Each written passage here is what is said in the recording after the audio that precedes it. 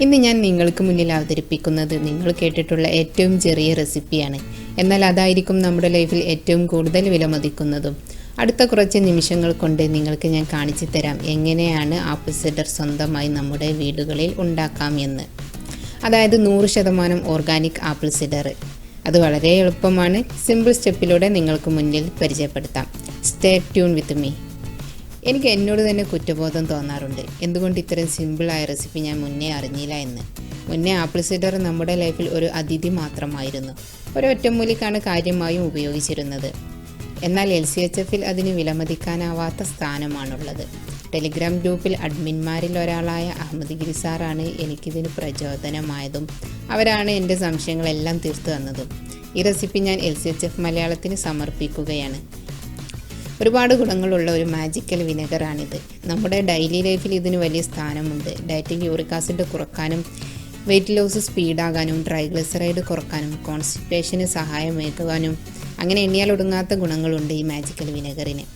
ഒരു 10 ml apple cider വിനെഗറും 10 ml ചെറുനാരങ്ങ നീരും കുറച്ച് കല്ലുപ്പ് അല്ലെങ്കിൽ ഇന്ദുപ്പ് 1/2 ഗ്ലാസ് വെള്ളത്തിൽ മിക്സ് ചെയ്താണ് ഉപയോഗിക്കുന്നത്. ദിവസത്തിൽ 3 നേരമാണ് കൂടുതലും ഉപയോഗിക്കുന്ന അളവ്. അപ്പോൾ വിനെഗർ ഉണ്ടാക്കാനുള്ള സിമ്പിൾ റെസിപ്പിയിലേക്ക് പോകാം. അതിന് വളരെ കുറച്ച് ഇൻഗ്രീഡിയൻസ് മാത്രമേ ഉള്ളൂ. 2 ആപ്പിൾ, 2 ടീസ്പൂൺ പഞ്ചസാര, ഫിൽറ്റേർഡ് വാട്ടർ, പിന്നെ ഒരു ക്ലോത്ത്, ചീസ് ക്ലോത്തോ നല്ല വൃത്തിയുള്ളൊരു കോട്ടൻ്റെ ക്ലോത്തോ ഉപയോഗിക്കാം. സിൽക്കൊന്നും ഉപയോഗിക്കാൻ പാടില്ല. പിന്നെ ഒരു മരത്തവി, ഒരു ഗ്ലാസിൻ്റെ ജാറും അല്ലെങ്കിൽ ഒരു ഭരണി. പഞ്ചസാരയെ കണ്ട് നിങ്ങൾ ഞെട്ടേണ്ട, ഇത് ബാക്ടീരിയ പ്രവർത്തനത്തിന് വേണ്ടി മാത്രം ഉപയോഗിക്കുന്നതാണ്. ഫൈനൽ റിസൾട്ടിൽ അതിൻ്റെ ഒരു എഫക്റ്റ് പോലും ഉണ്ടാവില്ല. ഈ വീഡിയോയിൽ ഫെർമെൻറ്റേഷൻ പീരിയഡിൽ ആപ്പിൾ കഷ്ണങ്ങളിൽ വന്ന വ്യത്യാസങ്ങളും പിന്നെ 30 ദിവസത്തിന് ശേഷം വിനെഗർ അരിച്ചെടുക്കുന്നതും പാസ്ചറൈസേഷനും ഉൾപ്പെടുത്തിയിട്ടുണ്ട്. അപ്പം വരൂ കൂട്ടുകാരെ, ആപ്പിൾ സിഡർ വിനെഗർ തയ്യാറാക്കാം. ആദ്യം നമ്മുടെ കയ്യിലുള്ള ആപ്പിൾ 30 മിനിറ്റ് ഉപ്പ് വെള്ളത്തിൽ ഇട്ട് വെക്കാം. ശേഷം പുറത്തെടുത്ത് ഉലരാനായിട്ട് വെക്കുക. ബാക്കി എന്തെങ്കിലും വെള്ളത്തിൻ്റെ അംശം ഉണ്ടെങ്കിൽ ഒരു കോട്ടൺ തുണി വെച്ച് തുടച്ചെടുക്കാം.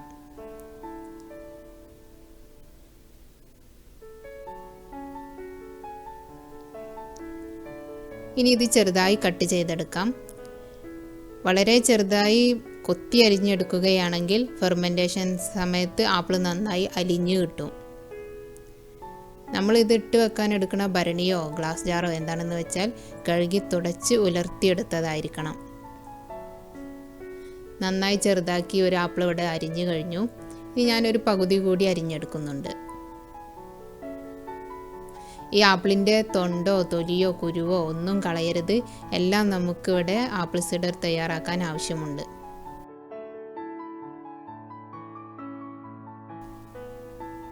ഒന്നര ആപ്പിൾ ഇവിടെ അരിഞ്ഞു കഴിഞ്ഞു. ഞാനിത് ഗ്ലാസ് ജാറിലേക്ക് ഇട്ട് നോക്കുന്നുണ്ട്. ഗ്ലാസ് ജാർ നിറയെ കഷ്ണങ്ങൾ ഇടരുത്. ഒരു പകുതിയുടെ തൊട്ട് മുകളിൽ വരെ ഇടാൻ പാടുള്ളൂ. അതുപോലെ കുത്തി നിറക്കരുത്. ഫ്രീ ആക്കി വേണം കഷ്ണങ്ങളെ ഇടാൻ.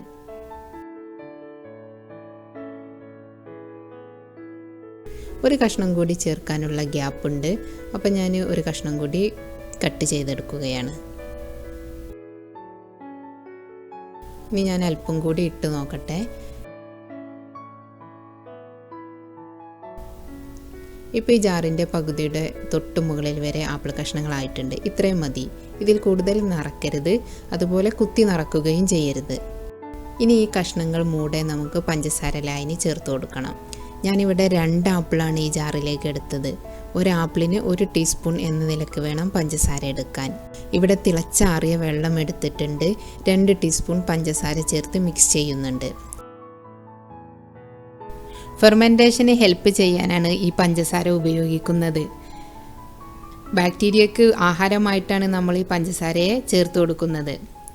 നന്നായിട്ട് ബാക്ടീരിയൽ പ്രവർത്തനം നടന്നു കഴിഞ്ഞാൽ നമ്മുടെ ഫെർമെൻറ്റേഷൻ ഉഷാറായി ആപ്പിൾ സിഡറും നല്ല റിസൾട്ടിലെത്തും. ഈ ജാറിലേക്ക് ഈ പഞ്ചസാര ലായനി ഒഴിച്ചു കൊടുക്കാം.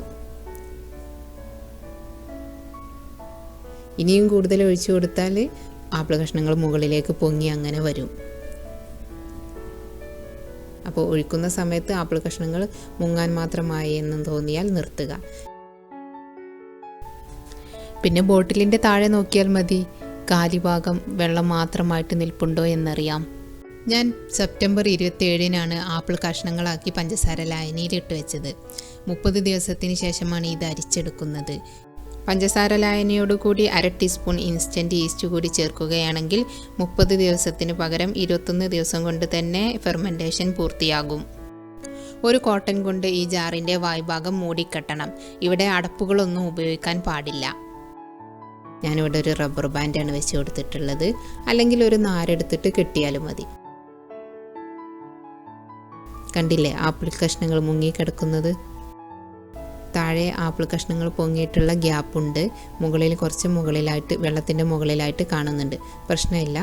ഇനി ഇത് നമുക്കൊരു കബോർഡിനുള്ളിലോ അലമാറയിലുള്ളിലോ വെളിച്ചവും വെട്ടവും തട്ടാത്ത തരത്തിൽ അധികം തണുപ്പടിക്കാത്തൊരു സ്ഥലത്ത് അടച്ചു വെക്കാം. ഇത് 2-ാം ദിവസം. വെള്ളത്തിൻ്റെയും ആപ്പിളിൻ്റെയും നിറം മാറിയിട്ടുണ്ട്. ആപ്പിൾ കഷ്ണങ്ങളിൽ നിന്നും ബബിൾസ് മുകളിലേക്ക് വരുന്നു. ഇതാണ് ഫെർമെൻറ്റേഷൻ്റെ ലക്ഷണം. വെയിലും വെളിച്ചവും വരുന്നതിന് മുമ്പ് അതിരാവിലെ എല്ലാ ദിവസവും ഒരു മരത്തവി കൊണ്ട് ഇളക്കണം. ശേഷം പഴയ പോലെ തന്നെ മൂടിക്കെട്ടി സൂക്ഷിച്ചു വെക്കുക. ഇത് 3-ാം ദിവസം. ആപ്പിളിൻ്റെ ചുവപ്പ് നിറം ഒന്നുകൂടി മങ്ങി വരുന്നുണ്ട്. വെള്ളവും ഒന്ന് മഞ്ഞയായി വരുന്നുണ്ട്. നല്ലൊരു കൊതിപ്പിക്കുന്ന സ്മെല്ല് ഇപ്പോൾ അടിക്കാൻ തുടങ്ങിയിട്ടുണ്ട്.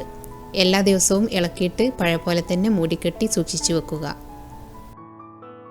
ഇത് 4-ാമത്തെ ദിവസമാണ്. അപ്പോഴും ആപ്പിൾ കഷ്ണങ്ങളുടെ ചുവപ്പ് ഒന്നുകൂടി കുറഞ്ഞിട്ടുണ്ട്. സൈഡൊക്കെ ഒന്നുകൂടി കൂടുതൽ മഞ്ഞയായിട്ടുണ്ട്. എനിക്ക് തോന്നുന്നു ആപ്പിൾ കഷ്ണം ഒന്ന് ചുരുങ്ങിയിട്ടുണ്ടെന്ന്. അതുപോലെ തന്നെ നമ്മൾ ഒഴിച്ച വെള്ളത്തിൻ്റെ കളറും മാറിയിട്ടുണ്ട്. ഇപ്പോൾ ആപ്പിൾ കഷ്ണങ്ങൾ ഇട്ട് വെച്ചിട്ട് 8-ാമത്തെ ദിവസമായി. മുകളിൽ ചെറുതായിട്ടൊരു ഫംഗസ് കാണുന്നുണ്ട്. ബാക്ടീരിയയും വായുവുമായി പ്രവർത്തിച്ചിട്ട് നടക്കുന്ന ഫെർമെൻറ്റേഷൻ്റെ ഭാഗമാണ്. നന്നായിട്ട് ഇളക്കിയ ശേഷം പഴയ പോലെ തന്നെ മൂടിക്കെട്ടി വെക്കാം. 3-ാം ദിവസം മുതൽ തുടങ്ങിയ ആപ്പിളിൻ്റെ മത്ത് പിടിപ്പിക്കുന്ന മണം ഇപ്പോഴും ഉണ്ട്. കഷ്ണങ്ങൾ ചെറുതായിട്ട് വെള്ളത്തിന് മുകളിൽ തന്നെയാണ്. അടച്ചു മൂടി സൂക്ഷിക്കാം. കഷ്ണങ്ങളൊക്കെ ഒന്ന് അലിഞ്ഞ് നിറം മാറിയ കോലമുണ്ട്. ഇത് ഞാൻ നന്നായിട്ട് മിക്സ് ചെയ്ത് കൊടുക്കുകയാണ്. ഒരു തടിയുടെ തവി കൊണ്ടോ അല്ലെങ്കിൽ പ്ലാസ്റ്റിക്കിൻ്റെ തവി കൊണ്ടോ വേണം ഇളക്കി കൊടുക്കാൻ. ഫെർമെൻറ്റ് ചെയ്യുന്ന സമയത്ത് മെറ്റലിൻ്റെ ഐറ്റംസ് ഒന്നും ഉപയോഗിക്കരുത്. അതുകൊണ്ടാണ് നമ്മളിത് ഇട്ട് വെക്കാൻ ഭരണിയോ ഗ്ലാസിൻ്റെ ജാറോ ഉപയോഗിക്കുന്നത്. ഇപ്പം ഞാൻ നന്നായിട്ട് മിക്സ് ചെയ്തു കഴിഞ്ഞു. ഇപ്പോൾ കുറേയൊക്കെ ആപ്പിൾ കഷ്ണങ്ങൾ താഴേക്ക് പോയിട്ടുണ്ട്. ആദ്യത്തെ അത്ര പൊങ്ങി കിടക്കുന്നില്ല.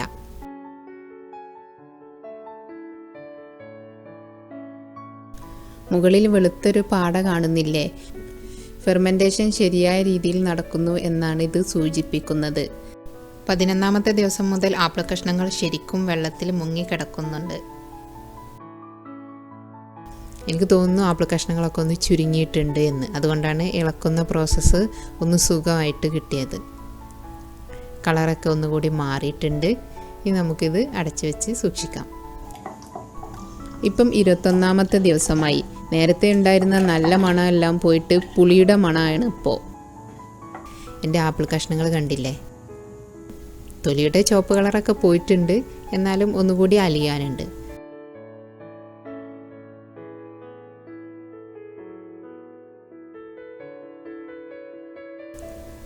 ഫെർമെൻറ്റേഷൻ പീരീഡ് കഴിഞ്ഞു. ഇതിപ്പം 31-ാമത്തെ ദിവസമാണ്. ഈ ജാറിൽ ആപ്പിൾ കഷ്ണങ്ങളിൽ നിന്നും വിനാഗിരിയെ നമുക്ക് വേർതിരിച്ചെടുക്കണം. കഷ്ണങ്ങൾ കളയണ്ട. അതുകൊണ്ട് നമുക്ക് വേറൊരു പണിയുണ്ട്. കഷ്ണങ്ങളുടെ തൊലിയുടെ കളറൊക്കെ നന്നായി മാറിയിട്ടുണ്ട്. കഷ്ണങ്ങൾ നന്നായി ചുരുങ്ങിയിട്ടുമുണ്ട്. ഞാനൊരു അരിപ്പ വെച്ചിട്ട് ഈ ആപ്പിൾ വിനാഗിരിയെ അരിച്ചെടുക്കുകയാണ്. ഈ പ്രോസസ്സിൽ എവിടെയും നിങ്ങളുടെ കൈ വിനാഗിരിയിൽ തട്ടിക്കരുത്. അരിപ്പയുടെ സൈഡൊന്ന് കൈകൊണ്ട് തട്ടി കൊടുക്കുകയാണെങ്കിൽ ഒന്ന് വേഗത്തിലായി കിട്ടും.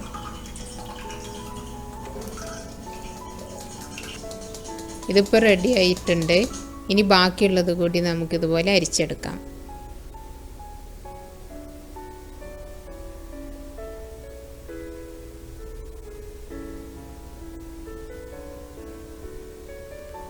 അരിച്ചെടുത്ത് കഴിഞ്ഞതിനെ നമുക്കൊരു ജാറിലേക്ക് മാറ്റാം. ഇതാണ് ആപ്പിൾ സിഡാർ വിനിഗർ വിത്ത് മദർ. ഇത് 24 മണിക്കൂർ കഴിഞ്ഞതിന് ശേഷം നമുക്ക് സ്റ്റോറിംഗ് ബോട്ടിലേക്ക് മാറ്റാവുന്നതാണ്. നമുക്ക് തുണി കൊണ്ട് നന്നായിട്ട് മൂടിക്കെട്ടി വെട്ടവും വെളിച്ചവും തട്ടാത്തൊരു സ്ഥലത്ത് സൂക്ഷിച്ചു വെക്കാം.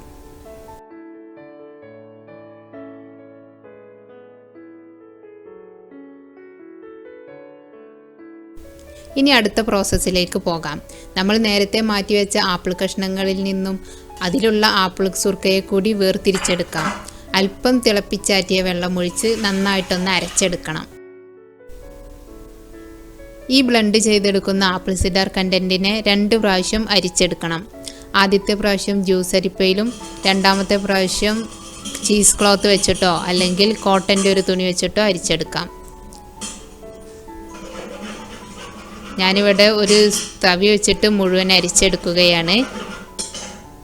അരിച്ചെടുത്ത് കഴിഞ്ഞാൽ ഇനി തുണി വെച്ചിട്ട് അരിച്ചെടുക്കാം.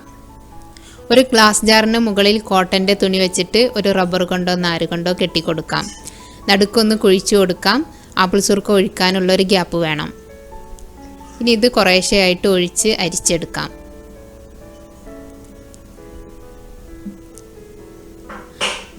ഒന്ന് സ്ലോ ആയി കഴിഞ്ഞാൽ ഒരു സ്പൂൺ കൊണ്ട് ഇതുപോലെ ഇളക്കി കൊടുക്കാം. ലാസ്റ്റ് കിട്ടുന്ന ഇതിനെ നമുക്ക് കളയാം. ഈ ചണ്ടി ഇനി ആവശ്യമില്ല. മുഴുവൻ അരിച്ചെടുത്ത് കഴിഞ്ഞാൽ നമുക്കൊരു കോട്ടൺ തുണി കൊണ്ട് കെട്ടിവെക്കാം. 24 മണിക്കൂർ കഴിഞ്ഞതിന് ശേഷം വേണം ഇതും നമുക്ക് സ്റ്റോറിംഗ് ബോട്ടിലേക്ക് മാറ്റാൻ. ഈ ആപ്പിൾ കഷ്ണങ്ങളിൽ നിന്നും കിട്ടിയ വിനാഗിരിയെ ആദ്യത്തെ ഉപയോഗത്തിനായിട്ട് എടുക്കാം. ഇപ്പോൾ 24 മണിക്കൂർ കഴിഞ്ഞു. നമ്മൾ തയ്യാറാക്കിയ ആപ്പിൾ സിഡർ വിനിഗർ കഴുകി തുടച്ച് ഉണക്കിയെടുത്ത ഒരു പാത്രത്തിലേക്ക് മാറ്റാം. പഴകും തോറും വീര്യം കൂടും എന്നതാണ് ഈ ആപ്പിൾ സിഡറിൻ്റെ പ്രത്യേകത. ഒരിക്കലും ഫ്രിഡ്ജിൽ സൂക്ഷിക്കരുത്. പാസ്ചറൈസേഷൻ ചെയ്യാത്ത ആപ്പിൾ സിഡർ പുറത്ത് സൂര്യപ്രകാശം ഏൽക്കാതെ ഒരു സ്ഥലത്ത് സൂക്ഷിക്കണം. ശരീരത്തിൻ്റെ പ്രവർത്തനങ്ങൾ ക്രമപ്പെടുത്താനും നിരന്തരം അലട്ടിക്കൊണ്ടിരിക്കുന്ന നിരവധി ആരോഗ്യ പ്രശ്നങ്ങൾക്ക് പരിഹാരം കാണാനും ആപ്പിൾ സിഡർ വിനെഗർ ഏറെ ഉപകരിക്കും.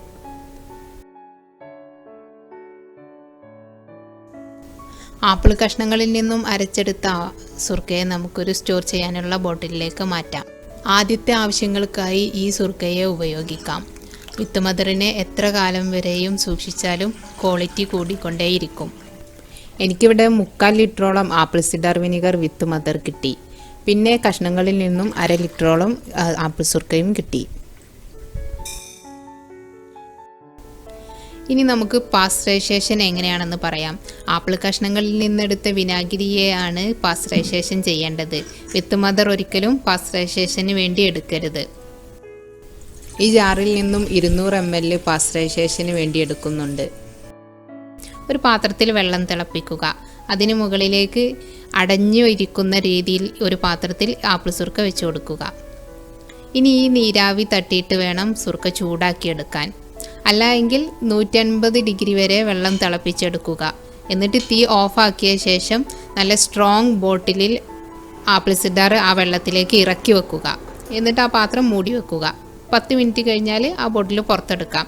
ഒരിക്കലും തിളക്കുന്ന വെള്ളത്തിലേക്ക് ബോട്ടിൽ ഇറക്കി വെക്കരുത്, അപകടങ്ങളുണ്ടാകും.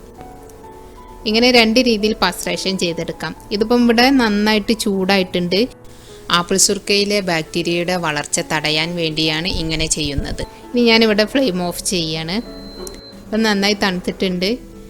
നല്ല കഴുകി തുടച്ചെടുത്തൊരു കുപ്പിയിലേക്ക് മാറ്റുന്നുണ്ട്. ഈ വിനാഗിരിയെ നമ്മൾ ഫ്രിഡ്ജിൽ സൂക്ഷിക്കണം. ഗർഭിണികൾക്ക് വിത്ത് മദറിനേക്കാൾ സുരക്ഷിതം പാസ്ചറൈസേഷൻ ചെയ്തെടുത്ത ഈ വിനാഗിരിയാണ്. ഈ ഡയറ്റ് ചെയ്യുമ്പോൾ ആപ്പിൾ സിഡർ വിനെഗർ കഴിച്ചിരിക്കണം എന്ന് ഒരു പ്രചാരമുണ്ട്. അത് ശരിയല്ല. ഡയറ്റ് ചെയ്യുന്ന എല്ലാവരും ആപ്പിൾ സിഡർ കഴിക്കണം എന്ന് ഒരു നിർബന്ധവുമില്ല. യൂറിക് ആസിഡുമായി ബന്ധപ്പെട്ടിട്ടുള്ള വേദനയോ അത് കൂടുതലോ ഉള്ളവർ മാത്രം കഴിച്ചാൽ മതി. ഡയറ്റിൻ്റെ ആദ്യകാലങ്ങളിൽ കുറച്ച് യൂറിക് ആസിഡ് കൂടി നിൽക്കുക പതിവാണ്. യൂറിക് ആസിഡ് കൂടുക എന്ന് പറഞ്ഞാൽ ഷുഗർ കൂടുന്നത് പോലെയാണ്. അങ്ങനെയുള്ളവർ റെഡ് മീറ്റ്, ഷെൽഫിഷ് എന്നിവയുടെ ഉപയോഗം ഒരു 3 മാസത്തേക്ക് കുറക്കുക. അങ്ങനെ വരുമ്പോൾ 2 സ്പൂൺ ആപ്പിൾ സിഡർ വിനെഗറും 2 സ്പൂൺ ചെറുനാരങ്ങ നീരും ഉപ്പും 1/2 ഗ്ലാസ് വെള്ളത്തിൽ ചേർത്ത് 3 നേരം കഴിക്കുക. ഒരു 3 മാസം കഴിയുമ്പോൾ എല്ലാം നോർമലാവും. പിന്നെ വെയിറ്റ് ലോസിനും ഡയബറ്റിക്സിനും ട്രൈഗ്ലിസറൈഡ് കുറക്കാനും BP സ്റ്റേബിൾ ആക്കാനും കുടവയർ കുറക്കാനും ഇത് സഹായിക്കുമെങ്കിലും നമ്മുടെ ഡയറ്റ് തന്നെ അതിനൊക്കെ പരിഹാരമാണ്. പിന്നെ ഒരു കാര്യം, മാർക്കറ്റിൽ നിന്ന് വാങ്ങുന്നവർ ഒറിജിനൽ ബ്രാൻഡ് തന്നെ വാങ്ങുക.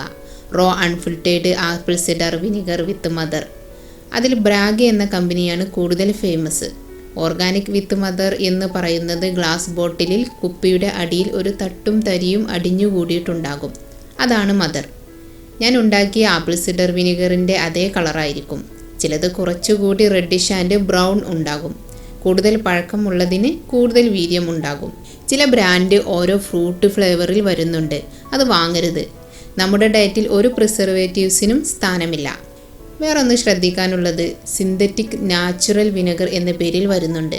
പച്ചവെള്ളം പോലെ റെഡ് അല്ലെങ്കിൽ ഓറഞ്ച് നിറത്തിലായിരിക്കും. അത് ഉപയോഗിക്കരുത്. കുടൽ കരിഞ്ഞു പോകും. കഴിയുന്നവർ സ്വന്തം തയ്യാറാക്കുക. അത് വളരെ എളുപ്പവും ലാഭവുമാണ്. ഇതിന് മാർക്കറ്റിൽ ധാരാളം ഡ്യൂപ്ലിക്കേറ്റുകളുണ്ട്. ഒറിജിനലിന് 500 ml ഏകദേശം 600 രൂപയോളം വിലയുണ്ട്. ഒന്ന് ശ്രമിക്കുകയാണെങ്കിൽ വീട്ടിൽ തന്നെ ചെറിയ അളവിൽ എളുപ്പത്തിൽ തയ്യാറാക്കാം. ആപ്പിൾ സിഡർ കൊണ്ടുള്ള കൂടുതൽ ഗുണങ്ങൾ വീഡിയോയുടെ ഡിസ്ക്രിപ്ഷനിൽ ചേർക്കുന്നുണ്ട്. LCHF മലയാളം ഗ്രൂപ്പിൽ നിന്നും കിട്ടിയ ടെക്സ്റ്റ് മെസ്സേജ് പ്രകാരമാണ് ഞാൻ ഈ ആപ്പിൾ സുർക്ക തയ്യാറാക്കിയത്. പിന്നെ കൂടുതൽ സംശയങ്ങൾ അഹമ്മദ്ഗിരി സാറുമായിട്ടാണ് ചോദിച്ചറിഞ്ഞത്.